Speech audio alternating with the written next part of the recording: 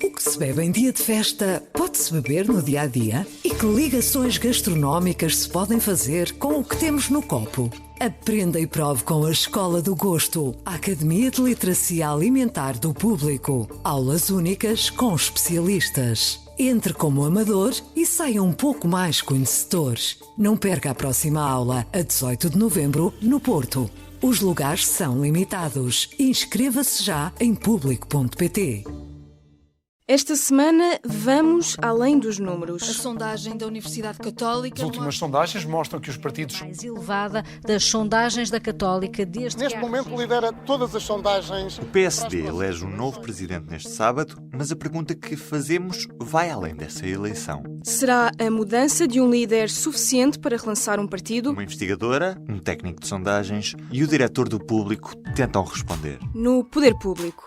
Déficit inferior 10%, 2,5% para 2,7%, 0,8%, 3%. Corrijam-me lá. Below zero. Who ever heard of this? Falemos português. Inevitáveis medidas adicionais. As taxas de juros dispararam em todos os prazos. Não podemos pagar. Este é o Poder Público, um podcast de política. Pedro Santana Lopes e Rui Rio são os dois candidatos à presidência do PSD. Aquele que for eleito tem pela frente a batalha de tornar o PSD no partido mais votado pelos portugueses nas eleições legislativas do próximo ano. Será que consegue? Ligamos para Felisbela Lopes. Sou professora de jornalismo na Universidade. E é também investigadora do Centro de Estudos de Comunicação e Sociedade. Até que ponto é que as primeiras sondagens feitas depois da eleição de um líder são decisivas para uma mudança de rumo? Depois destas eleições para a presidência do PSD, não se prevê uma mudança drástica naquilo que têm sido as últimas sondagens políticas. Por diversas razões. Talvez a principal seja o facto de haver uma percepção de que estejamos provavelmente perante um líder de transição. E essa percepção não terá sido desfeita neste tempo de campanha e de debate entre os dois candidatos, porque este tempo não foi um tempo favorável para se falar do futuro. Falou-se muito do passado, falou-se muito de uma herança que afinal não foi reivindicada em pleno por nenhum dos dois, mas também nenhum assumiu de facto uma ruptura decisiva com aquilo que têm sido os caminhos do PSD e não apontou para um caminho novo. Ora, tudo isto faz com que não haja aqui um ambiente favorável a uma mudança de intenções de voto. A mudança de líder costuma ter reflexo positivo ou negativo no eleitorado? Costuma ter reflexo positivo, porque as mudanças são sempre tempo para nós criarmos expectativas e criarmos boas expectativas e depois também não temos o desgaste da imagem que os líderes políticos, forçosamente, somam com o passar do tempo. No entanto, no caso do PSD, esse tipo de eleições tem demonstrado que o processo se faz sempre da mesma maneira, que houve um desgaste mútuo entre os dois, da imagem um do outro. E isto também não ajuda a que se comece aqui uma rampa de subida acentuada em direção à popularidade.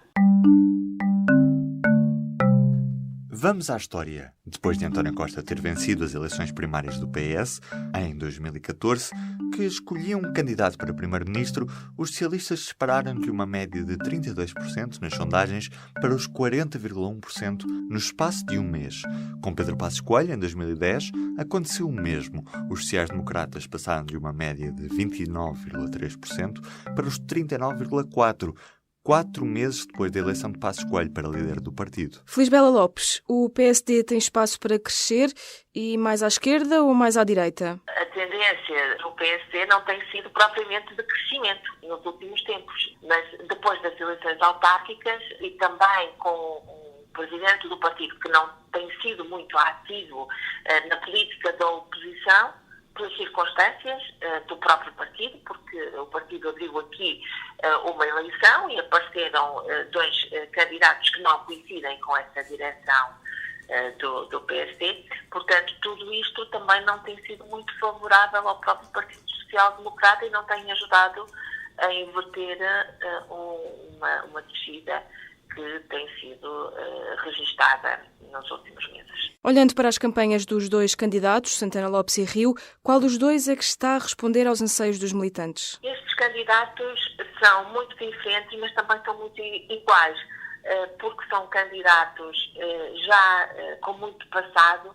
Nós já os conhecemos bem nas suas virtudes, mas sobretudo também nos seus defeitos, porque é isso que eles têm sublinhado ao longo destas últimas semanas. Têm falado muito dos defeitos um do outro.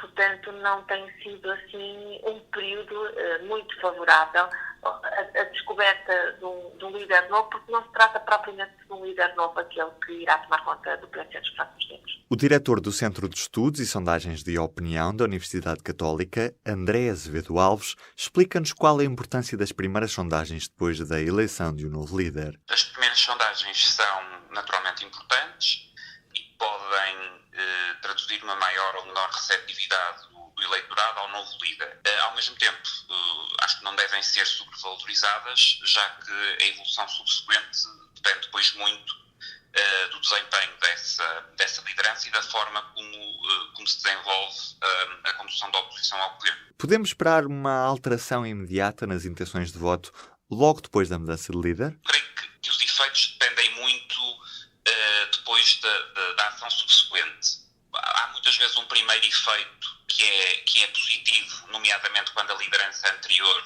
muitas vezes acontece estar desgastada, não é? O facto de haver um novo rosto e uma nova dinâmica muitas vezes tem um efeito inicial positivo, mas a prazo o essencial tem a ver com a ação dessa liderança e com a sua capacidade de afirmação. E qual é o espaço onde o PSD pode crescer? Bem, se olharmos para os resultados históricos do PSD e compararmos esses resultados históricos com os valores que tem apresentado nas últimas sondagens, parece relativamente claro que o partido tem espaço para crescer. Eu diria que tem espaço para crescer à esquerda e provavelmente também à direita. Mas claro que olhar para o histórico tem sempre riscos, nomeadamente o facto de o passado não se repetir, e não há garantia de que o espaço que era ocupado por qualquer partido, nomeadamente o PSD no passado, que seja repetível ou que seja recuperável no futuro. Mas, como dizia, olhando para os valores nas sondagens e olhando para os resultados históricos do PSD e para para os melhores resultados históricos do PSD, eu diria que há espaço para crescer tanto à esquerda como à direita. E no meio desta equação surge Assunção Cristas. Paulo Portas abriu caminho a uma nova liderança no CDS há 2 anos e a líder dos centristas foi assim conquistando espaço e eleitorado. Cristas teve um ponto alto no resultado obtido nas últimas autárquicas, em Lisboa, onde foi a segunda candidata mais votada, ao somar 20,6% dos votos, um resultado histórico. Felisbela Lopes fala sobre esta liderança centrista que pode vir a fazer moça no crescimento do PSD. Pode mexer ao alterar a visibilidade pública do líder do PSD, porque nós temos, da parte do CDS, uma líder muito proativa nas questões políticas, mas também com uma atenção permanente aos meios de comunicação social e à forma como a mensagem política é colocada no espaço mediático. Portanto, há ali uma estratégia bem definida, há um cuidado com essa mesma mensagem, e tudo isto faz com que essa comunicação política seja eficaz, e essa eficácia não tem sido tão assinalável por parte do PSD. André Azevedo Alves fala também no espaço de Assunção Cristas e no que sobra para os sociais-democratas. A Assunção Cristas sai com uma dinâmica relativamente forte das últimas autárquicas, em especial do resultado em Lisboa, mais até do dos totais a nível nacional, mas em especial do resultado em Lisboa, que foi simbolicamente muito, muito importante, não só pelo resultado que a Assunção Cristas, pelo excelente resultado que a Assunção Cristas conseguiu, mas pelo péssimo resultado do PSD, não é? E pelo peso simbólico de Lisboa, foi sem dúvida um resultado muito importante e uma aposta ganha para a Assunção Cristas na sua candidatura em Lisboa. Ao mesmo tempo, não há qualquer garantia de que o que aconteceu numas eleições autárquicas em Lisboa, por muito importante que seja sejam as autárquicas em Lisboa, se vá traduzir numa dinâmica nacional em eleições de natureza diferente. Portanto, eu diria que vai, mais uma vez, depender muito da capacidade de afirmação da nova liderança do PSD e que, embora haja esses sinais positivos e essa dinâmica positiva para a Assunção de Cristas, eu arriscaria dizer que é provável que, se a nova liderança do PSD se conseguir afirmar, isso vai limitar muito o espaço de crescimento do CDS. David Diniz, diretor do Público, explica-nos: pode o próximo líder do PSD relançar o partido? A tarefa é muito difícil e, olhando para o histórico daquilo que são os últimos 20 anos de PSD, enfim, para tomar um exemplo, dá para perceber que não houve, nestas circunstâncias, nenhum líder do PSD que, por exemplo, conseguisse ganhar eleições logo a seguir. Podemos dar vários exemplos de Marcelo Rebelo de Sousa, começando com ele, Durão Barroso, Luís Marques Mendes, Luís Filipe Menezes, Manuela Ferreira Leite, enfim, Pedro Passos Coelho já aparece num outro contexto. E se calhar convém explicar o contexto.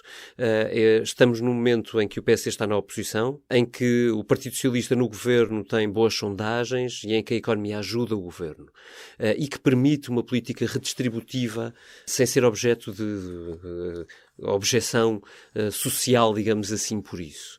E, portanto, não é um ponto de partida fácil aquele que o próximo líder pega. Não é uma missão impossível, nunca é. Nunca é porque as circunstâncias mudam rapidamente, como nós vimos no verão passado. Nunca é porque os tempos não são fáceis, a política europeia muda muito rapidamente, Donald Trump é presidente dos Estados Unidos, tudo à nossa volta influencia muito rapidamente o estado de alma do país. E, portanto, ser líder do PSD significará sempre estar na linha de partida para alguma coisa. Acho que a principal característica de um líder que não queira ser um líder de passagem será ser muito resistente. E, se calhar, por isso mesmo, também ser muito prudente. Dito isto, só a partir de segunda-feira saberemos quem é e como se posiciona.